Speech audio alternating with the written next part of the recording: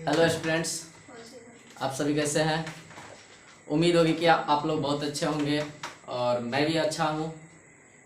तो आज का जो है हम लोग का एक नया क्लास है जो आपका एक्सरसाइज 5 का हम लोग क्या है अध्ययन कर रहे हैं, यानी कि लेसन 5 का हम लोग क्या कर रहे हैं यानी कि अध्ययन कर रहे हैं। उसी लेसन 5 का हम लोग पार्ट 1, पार्ट 2, पार्ट 3 जो है हम लोग पढ़ चुके हैं। अब हम लोग को पढ़ना है पार्ट 4 यानी एक्सरसाइज 5 का ही पार्ट 4 हम लोग को पढ़ना है, जिसमें हम आपको सबसे इम्पोर्टेंट टॉपिक जो है आज बताने जा रहे हैं, जो ये एग्ज़ाम से रिलेटेड है, एग्ज़ाम से संबंधित है। ये अक्सर जो टॉपिक मैं बताने जा रहा हूँ वो टॉपिक हमेशा जो होता है एग्ज़ाम में पूछता है, तो इस पे विशेष करके आप लोग ध्यान दीजिए और इस टॉपिक को ध्यानपूर्वक देखिए। अब बात करते हैं कि वैसे स्टूडेंट जो हमारे चैनल पे नए आए होंगे वो स्टूडेंट हमारे चैनल को सबसे पहले सब्सक्राइब करें, लाइक करें, कमेंट करें और साथ ही साथ बेल आइकन को दबाना ना भूलें। और क्योंकि जो मेरे द्वारा न्यू वीडियो अपलोड किया जाएगा या मैं लाइव आऊँगा तो आप तक मेरा वीडियो का नोटिफिकेशन आपके मोबाइल तक यानी कि पहुंच सके, ताकि आप अपने जो एग्ज़ाम के अच्छे से तैयारी कर सके। ठीक है, तो चलिए हम चलते हैं अब पॉइंट पे, जो हम लोग को इस टॉपिक में क्या पढ़ना है। ठीक है, यानी इस पार्ट में जो है यानी कि लेसन 5 का पार्ट 4 जो है उसके बारे में हम लोग को क्या पढ़ना है। ठीक है, तो देखिए कुछ ऐसी बातें जो है इसमें हम लोग को पढ़ना है, जैसे कि इसमें हम लोग को पढ़ना है क्रोमोसोमल विकार। क्रोमोसोमल विकार बात करते हैं कि क्रोमोसोमल विकार है क्या। ठीक है, क्रोमोसोमल विकार है क्या, कहने का मतलब यह है कि अक्सर देखिएगा, थोड़ा ध्यान से सुनिएगा। कहने का मतलब यह है कि अक्सर देखिएगा कि हम लोग के घरों में या आसपास के पड़ोसन में या कहीं ना कहीं ऐसे देखने के लिए मिलता है कि बहुत सारे ऐसे बच्चे जन्म लेते हैं जिनकी शारीरिक संरचनाएं जो होती है कुछ अलग तरीके का हो जाता है, यानी कि एक स्वस्थ मानव से बिल्कुल अलग हो जाता है। इन्हीं सभी चीजों के बारे में जानना है कि आखिरकार उसका शारीरिक संरचना अलग प्रकार के क्यों हो जाता है। ठीक है, इसी के ऊपर हम लोग चर्चा करेंगे। जैसे कि उदाहरण के तौर पे इसमें होता क्या है, क्रोमोसोमल विकार में होता क्या है कि जो मानव की उत्पत्ति में जितने गुणसूत्र की संख्या होती है, यानी कि जो 46 गुणसूत्र की संख्या होती है, उसी गुणसूत्र के में परिवर्तन हो जाता है, यानी कि गुणसूत्र की संख्या में परिवर्तन हो जाता है, जिसके कारण संतति में कुछ अलग प्रकार के लक्षण दिखने लगते हैं। जो कि बच्चा जब जन्म लेता है तो उसमें कुछ अलग तरीके का शारीरिक संरचना दिखाई देता है। जैसे कि अक्सर ये सुने होंगे आप अपने आसपास के पड़ोसी में कि बहुत सारी ऐसी माताएं होती है जिनका शादी विवाह हो जाने के बाद उसका संतति नहीं उत्पन्न हो पाता है। कहने का मतलब यह है कि वो संतति को जन्म नहीं दे पाती। चाहे आप ये भी सुने होंगे कि बहुत सारे ऐसे नर होते हैं जो कि शादी विवाह हो जाने के बावजूद भी वो जन्म तो करते हैं, शारीरिक संबंध तो बनाते हैं, बट वो अपने जैसे संतति की उत्पत्ति नहीं कर पाते हैं। इसका मेन कारण ये है, वैसी घटना को हम लोग क्या बोलते हैं, बाझन बोलते हैं। क्या बोलते हैं, बाझन। तो ऐसी घटनाएं जो होती है आखिर क्यों होती है, तो यही घटना का मुख्य कारण है जिसको हमने बोला है क्रोमोसोमल विकार। ठीक है, यानी कि गुणसूत्र में परिवर्तन। ठीक है, गुणसूत्र में जब परिवर्तन हो जाता है, गुणसूत्रों की संख्या में वृद्धि हो जाती है या गुणसूत्रों की संख्या में कमी हो जाती है, जिसके कारणवश उस संतति में या उस मादा में या उस नर में वो बाझन जैसे लक्षण उत्पन्न हो जाता है। और बहुत सारे ऐसे लक्षण आप अपने आसपास के पड़ोसी में, अपने आसपास के जो जगह है या आप कहीं भी जाते हैं तो ऐसी घटनाएं जरूर देखते होंगे कि बहुत सारे ऐसे लड़के होते हैं जिसका शरीर की संरचना के हिसाब से उसका सर जो होता है बड़ा हो जाता है, वो लड़का मंद बुद्धि का हो जाता है, यानी उसके अंदर सोचने वाली जो क्षमता होती है वो खो देता है, यानी कि खत्म हो जाता है। ठीक है, ये सभी घटनाएं जो होती है, ये सारी की सारी घटनाएं जो होती है क्रोमोसोमल विकार कहलाता है। कहने का अर्थ यह है कि गुणसूत्र में परिवर्तन के कारण ये सारी घटनाएं घटती है। बस इसी सभी चीजों पे ध्यान देना है, इसी सभी पॉइंट पे हम लोग को बात करना है, आज हम लोग को जानकारी लेना है। ठीक है, तो देखिए क्रोमोसोमल जो विकार होता है वो 3 तरीके का होता है। देखिए कौन कौन सा होता है। सबसे पहले बात करते हैं डाउन सिंड्रोम। कौन सिंड्रोम? Down syndrome. एक होता है डाउन सिंड्रोम जिसमें जो संतति जन्म लेता है उस संतति को मंगोलियन कहते हैं, यानी कि जो संतति जब जन्म लेगा तो उस संतति को क्या कहेंगे? मंगोलियन कहेंगे। अब बात करते हैं दूसरा, क्लाइनफेल्टर्स सिंड्रोम। कहने का मतलब यह है कि एक जो होता है क्रोमोसोमल में, यानी क्रोमोसोमल जो विकार होता है वो 3 तरीके का होता है। पहला विकार जो होता है वो डाउन सिंड्रोम कहलाता है, दूसरा जो विकार होता है क्लाइनफेल्टर्स सिंड्रोम कहलाता है, और तीसरा जो विकार होता है उसको टर्नर्स सिंड्रोम कहते हैं। यानी कि क्रोमोसोम में 3 प्रकार से परिवर्तन होता है और तीनों प्रकार के परिवर्तन को हम लोग क्या कहते हैं? एक को डाउन सिंड्रोम कहते हैं, दूसरा को क्लाइनफेल्टर सिंड्रोम कहते हैं, तो तीसरा को टर्नर सिंड्रोम करते हैं। इन्हीं के बारे में हम लोग स्टेप बाय स्टेप जानेंगे। अब समझिएगा ध्यान से कि डाउन सिंड्रोम जब होता है तो उससे जो संतति जन्म लेता है उसको मंगोलियन कहते हैं। क्या बोलते हैं? मंगोलियन कहते हैं। क्लाइनफेल्टर सिंड्रोम के द्वारा, यानी कि जो ये क्लाइनफेल्टर सिंड्रोम जो होता है विकार उत्पन्न होता है तो इसके माध्यम से जो संतति जन्म लेता है इसको ट्राइसोमी के नाम से जानते हैं। किस नाम से जानते हैं? ट्राइसोमी के नाम से जानते हैं। अब बात करते हैं तीसरा पॉइंट, यानी कि सी नंबर, टर्नर सिंड्रोम जो होता है। इस टर्नर सिंड्रोम जो होता है इस घटना में, यानी कि जब क्रोमोसोमल विकार होता है तो टर्नर जो सिंड्रोम होता है उस टर्नर सिंड्रोम में जो संतति जन्म लेता है उसको मोनोसोमी के नाम से जानते हैं। ठीक है, कौन सोमी? मोनोसोमी के नाम से जानते हैं। बस इसी चीजों के बारे में स्टेप बाय स्टेप जानना है। अब बात करते हैं, आपके मन में एक क्वेश्चन उठता होगा कि सर जो संतति जन्म लेता है मंगोलियन कहते हैं, तो कौन से संतति को देखकर हम बोल सकते हैं कि उस संतति मंगोलियन है? ठीक है, कौन से संतति को देखकर किस प्रकार का उसका लक्षण होगा जो कि ट्राइसोमी उसको कहेंगे? कौन सा संतति ऐसा जन्म लेगा उसमें क्या ऐसा लक्षण दिखाई देगा कि मोनोसोमी होगा? तो चलिए ठीक है, इसमें डाउन सिंड्रोम के माध्यम से मंगोलियन होता है। बात करते हैं कि डाउन सिंड्रोम है क्या, इसमें कौन सी घटनाएं घटती है? इसमें क्रोमोसोम का जो विकार होता है, यानी कि क्रोमोसोम में परिवर्तन होता है। किसमें?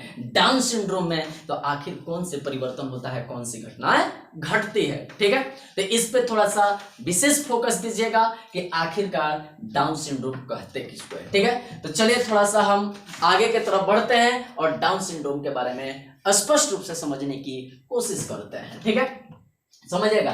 थोड़ा सा हम आपको याद दिला दें कि डाउन सिंड्रोम को समझाने से पहले इसमें हम बता दें कि जो डाउन सिंड्रोम जो घटना होती है ये हमेशा मादाओं में होती है। किस में होती है? मादाओं में। ठीक है ना, यानी कि ये हमेशा किस में होती है? मादाओं में होती है। यानी कि डाउन सिंड्रोम वाली जो घटना होती है यह अक्सर मादाओं में होती है। किस में होती है? मादाओं में। यानी कि नर को छोड़कर मादा में यह घटना पाई जाती है। किस में पाई जाती है? मादा में। यानी कि डाउन सिंड्रोम क्या होता है? यानी कि क्रोमोसोमल जो विकार होता है, यानी कि जिसमें डाउन सिंड्रोम में जिस क्रोमोसोम में परिवर्तन जो होता है उस गुणसूत्र यानी कि क्रोमोसोम में जो परिवर्तन होता है वो परिवर्तन मादाओं में होता है। किस में होता है? मादाओं के गुणसूत्र में होता है। ठीक है ना, अब थोड़ा सा ध्यान से समझिएगा कि किस तरह से मादा के गुणसूत्रों में क्या है, गुणसूत्रों की संख्या में परिवर्तन हो जाता है। ठीक है, तो इस पे थोड़ा सा हम लोग ध्यान देंगे। बात करते हैं कि थोड़ा चलते हैं, देखते हैं कि किस तरह से परिवर्तन इसमें हो जाता है। ठीक है, चलिए थोड़ा सा हम एक आपका थर्ड एक्सरसाइज के कुछ पॉइंट है जो कि मैं आपको क्या करता हूं, थोड़ा सा याद दिलाता हूं और फिर आगे की तरफ बढ़ते हैं। हाँ, लेकिन वैसे स्टूडेंट जो मेरा वीडियो थर्ड एक्सरसाइज का नहीं देखे होंगे, यानी कि पार्ट जो है लेसन 3 जो है उसको अगर नहीं देखे होंगे, अभी मैं टॉपिक जो समझाने जा रहा हूं उसको बढ़िया तरीके से क्लियर करना है तो आप मेरे थर्ड एक्सरसाइज वीडियो को जाकर आप देखिएगा, आपको स्पष्ट रूप से क्लियर हो जाएगा। बात करते हैं, आप सभी लोगों को मालूम है कि मादा में एक अंडाशय पाया जाता है। क्या पाया जाता है? अंडाशय। कहने का मतलब यह है कि अंडाशय जो होता है मादा में पाया जाता है। ठीक है, बात करते हैं कि अंडाशय जो है यह मादा में पाया जाता है, यानी कि मादा का प्राथमिक जनन तंत्र है। कौन जनन तंत्र है? प्राथमिक जनन तंत्र। ठीक है, अब बात करते हैं कि अंडाशय में, ध्यान से समझिएगा, आखिरकार क्रोमोसोम में परिवर्तन होता है, यानी कि गुणसूत्र में जब परिवर्तन होता है तो गुणसूत्र किसके गुणसूत्र में परिवर्तन हो रहा है? मादाओं के गुणसूत्र में परिवर्तन हो रहा है। डाउन सिंड्रोम की घटनाएं जो घटती है तो इसमें किसमें घटना घटती है, मादाओं के कारण घटना घटती है। ठीक है, तो अब बात करते हैं, तो ध्यान से समझिएगा। जो अंडाशय है, अंडाशय के अंदर अंडाणु का निर्माण होता है, यानी कि अंडाणु का बनने की प्रक्रिया होती है। ठीक है, आपको थर्ड एक्सरसाइज में मैंने समझा दिया है कि अंडाशय में कैसे अंडाणु बनता है। तो इसी चीज को जानना है। देखिएगा, अंडाशय में मैंने बताया कि अंडाशय में सबसे पहले जो होता है कि कैसे अंडाणु बनता है। तो देखिए, अंडाशय के अंदर जो प्रथम कोशिकाएं होती है, इसको हम लोग पूर्वावस्था यानी पूर्वावस्था कोशिका के नाम से जानते हैं। किसके नाम से जानते हैं? पूर्वावस्था कोशिका के नाम से जानते हैं। ठीक है ना।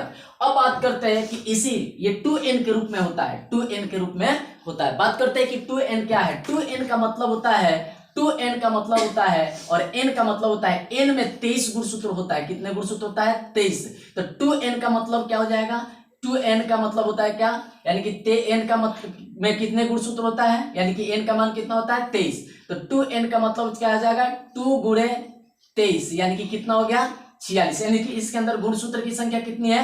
46 गुणसूत्र है। ठीक है, तो लेकिन जब तक वो 46 गुणसूत्र वाले कोशिका 23 गुणसूत्र में नहीं बदलेगा, तब तक ये निषेचन में भाग नहीं लेगा। ठीक है ना। तो इस तरह से आगे बढ़ते हैं। जब इसी पूर्वावस्था कोशिका में विभाजन की क्रिया होती है, कौन सी विभाजन? अर्धसूत्री विभाजन। तो इसमें 46 ही, यानी कि 2n के रूप में ही कोशिका बनती है। किस n के रूप में? 2n के रूप में। तो जो कोशिका बनती है, इस कोशिका को बोलते हैं प्राथमिक कोशिका। क्या बोलते हैं? प्राथमिक कोशिका के नाम से जानते हैं। ठीक है, अब बात करते हैं, अब 2n ही लिखे क्यों? आपको मालूम होगा कि अर्धसूत्री विभाजन एक होता है और समसूत्री विभाजन होता है। समसूत्री विभाजन होता है। तो अर्धसूत्री विभाजन में अगर 2n होगा तो ये विभाजित होकर n के रूप में बदल जाएगा। यानी कहने का मतलब ये है कि सम अर्धसूत्री में 2n क्या होगा, यानी कि जब कोई 2n के रूप में होगा तो अर्धसूत्री विभाजन होता है, तो वो n के रूप में बदल जाता है। समसूत्री में 2n के रूप में ही होता है। तो आपका मन में एक क्वेश्चन उठता होगा कि सर अर्धसूत्री विभाजन करके आप 2n क्यों लिख रहे हैं, यानी कि n क्यों नहीं लिख रहे हैं? तो 2n ही होगा बाबू। अब बात करते हैं कि 2n क्यों होगा, तो आप थर्ड एक्सरसाइज को जाकर देखिए, आपको क्लियर हो जाएगा। ठीक है, अब बात करते हैं कि जब ये प्राथमिक कोशिका के रूप में जब परिवर्तन होता है, यही फिर अर्धसूत्री विभाजन करता है। अर्धसूत्री विभाजन करके फिर ये क्या बनाता है? 2n के रूप में प्राथमिक पुटक बनाता है, यानी कि प्राथमिक पुटक बनाता है। ठीक है ना, यानी कि ये जो है कौन सा पुटक बनाता है? प्राथमिक पुटक। प्राथमिक पुटक। ठीक है, यानी कि ये क्या बनाता है? प्राथमिक पुटक। बात करते हैं, जब फिर इसी में विभाजन की क्रिया होती है तो ये 2n के रूप में होता है, यानी कि सब में अर्धसूत्री विभाजन हो रहा है। कौन सा विभाजन? अर्धसूत्री विभाजन। ठीक है, इसमें फिर 2n के रूप में परिवर्तन हो रहा है, फिर अर्धसूत्री विभाजन होता है, तो इसमें बन रहा है द्वितीयक पुटक। कौन सा पुटक? द्वितीय पुटक बन रहा है। इसी तरह से विभाजन कर करके आगे की तरफ यही क्या होता है? आगे के चलकर ये क्या होता है? n के रूप में बदल जाता है। यही जो होता है ना, पूर्वावस्था कोशिका में विभाजन होकर फिर n के रूप में बदल जाता है। जो n के रूप में बदलता है, इसी को कहते हैं अंडाणु। क्या बोलते हैं? अंडाणु। ठीक है ना, यानी कि अंडाणु के नाम से जानते हैं। ठीक है ना। तो देखिए, यही n के रूप में अंत में बदल जाता है। तो देखिए, पहले कितना था? 2n के रूप में, अब कितने रूप में बन गया? n के रूप में। 2n में कितने गुणसूत्र? 46। अब n में कितने गुणसूत्र हो जाएंगे? 23। कितने गुणसूत्र हो जाएंगे? 23, यानी कि 30 गुणसूत्र रूप में गुणसूत्र के रूप में अंडाणु बन गया। अब बात करते हैं कि ये डाउन सिंड्रोम, इसमें समझिएगा, कहने का अर्थ यह है कि जब मादा के अंडाशय में, किसके अंडाशय में? मादा के अंडाशय में जब अंड जनन की क्रियाएं होती है, यानी कि अंडाणु बनने की जब प्रक्रिया होती है, तो उस प्रक्रिया के दौरान कुछ ऐसी अंडाशय के अंदर घटनाएं घट जाती है, जिस घटना के माध्यम से ये होता क्या है कि जो 23 गुणसूत्र के जगह पर 24 गुणसूत्र बन जाता है। कितने गुणसूत्र बन जाते हैं? 24 गुणसूत्र।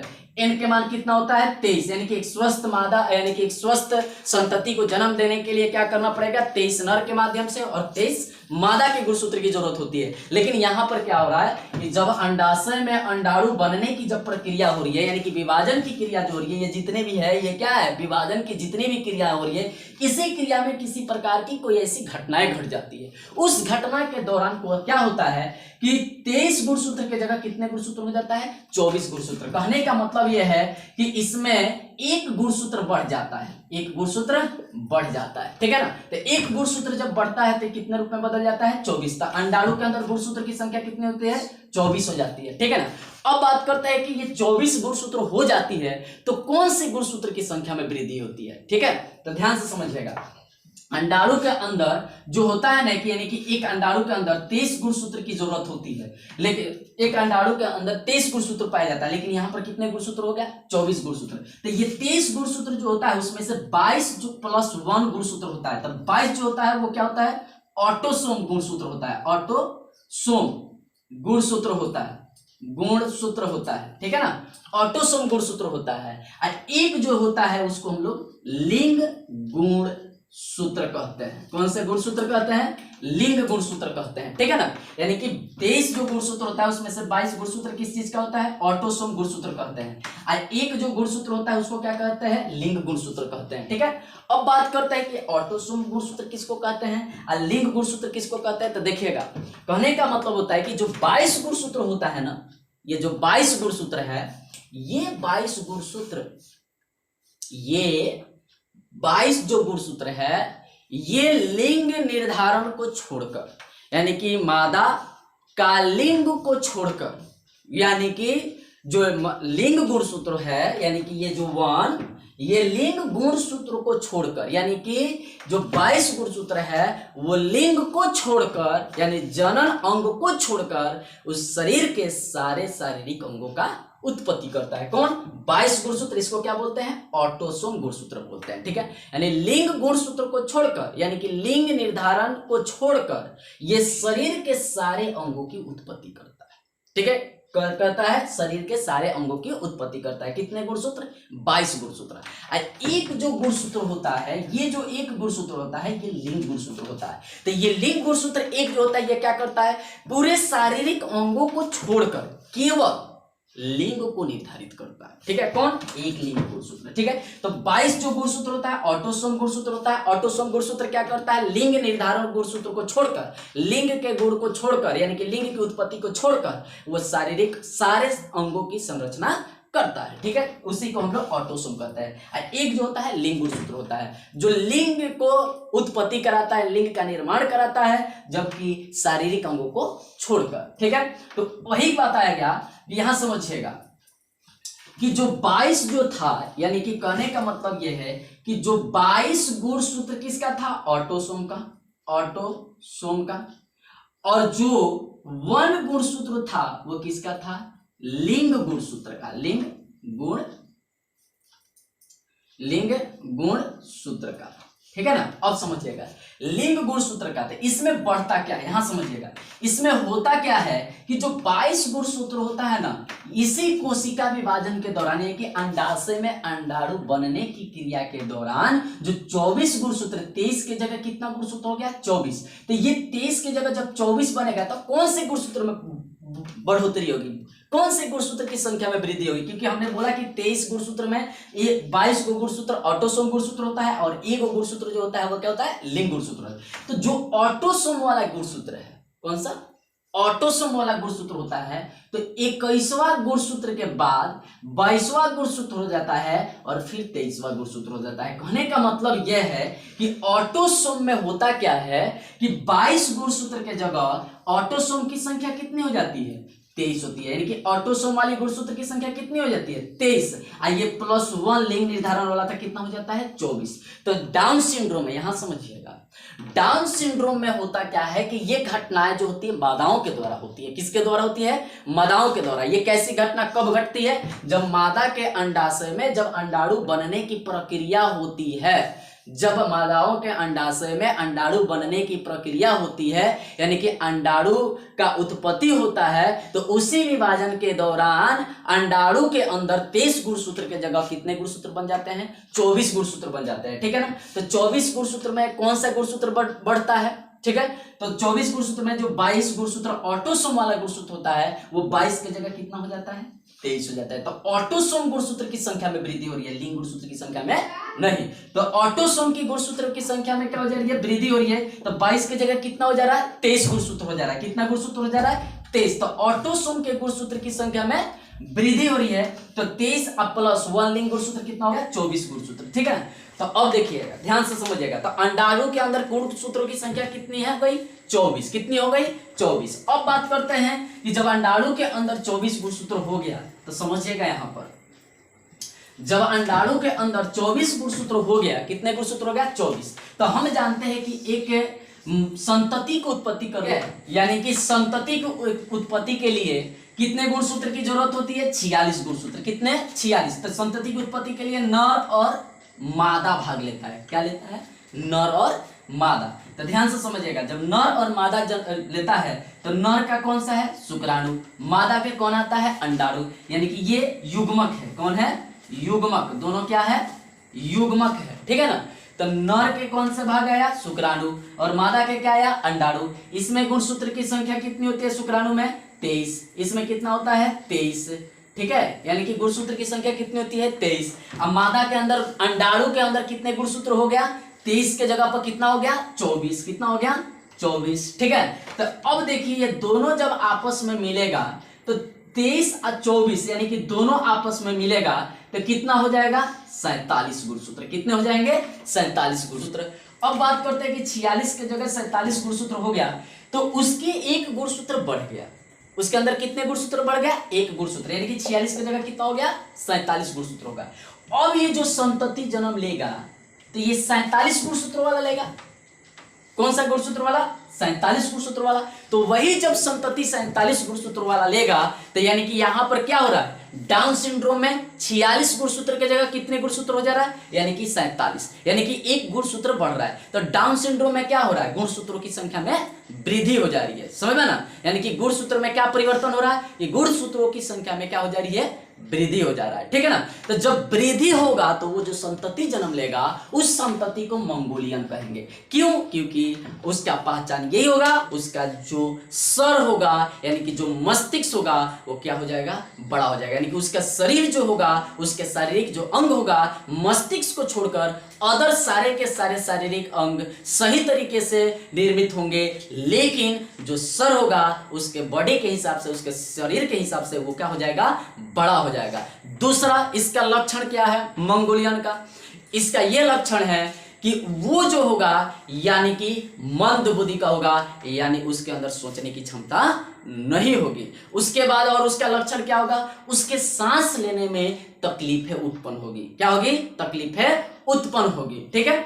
इसी तरह से ये मंगोलियन कहा जाता है, यानी कि इस प्रकार वो क्या कहलाता है, मंगोलियन के नाम से जानता है। अब आपको पता चल गया होगा कि डाउन सिंड्रोम में होता क्या है। डाउन सिंड्रोम में क्या होता है, गुणसूत्रों की संख्या में वृद्धि हो जाती है। 46 गुणसूत्र की जगह कितनी गुणसूत्र बन जाती है, 47, ठीक है। अब बात करते हैं कि 47 गुणसूत्र हो रहा है तो किसके गुणसूत्र में परिवर्तन हो रहा है, तो मादा के गुणसूत्र में परिवर्तन हो रहा है। यानी कि कहने का मतलब है कि जो अंडाशय है उसके अंदर जो अंडाणु बन रहा है उसके अंदर 23 गुणसूत्र की जगह कितने गुणसूत्र हो गए, 24 गुणसूत्र हो गए। कितने गुणसूत्र, 24 गुणसूत्र, ठीक है। तो जब 24 हो जाएगा तो मादा के अंडाणु का गुणसूत्र 24 और नर के शुक्राणु का गुणसूत्र 23, 24 और 23 मिलकर कितना हो जाएगा, 47 होगा। तो जब 47 हो जाएगा यानी कि गुणसूत्रों की संख्या में वृद्धि होगी तो डाउन सिंड्रोम कहलाएगा। कौन सा सिंड्रोम, डाउन सिंड्रोम। और वो संतति उत्पत्ति लेगा वो क्या कहलाएगा, मंगोलियन कहलाएगा। तो मंगोलियन का लक्षण मैं आपको बता दिया हूं। क्या लक्षण बताया कि जो संतति जन्म लेगा 47 गुणसूत्रों वाला,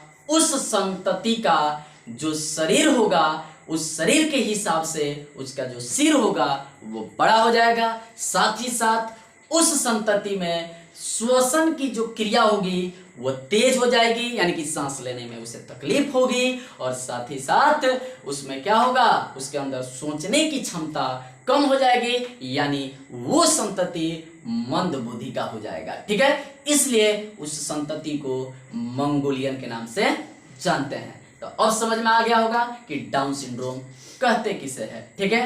आज के लिए इतना ही। फिर नेक्स्ट वीडियो में आपको फिर लेकर आऊंगा क्लाइनफेल्टर सिंड्रोम, बिल्कुल इसी तरह से एक स्टेप में, यानी कि अच्छे तरीके से आपको इसमें डील करेंगे। आज के लिए इतना ही। जय हिंद,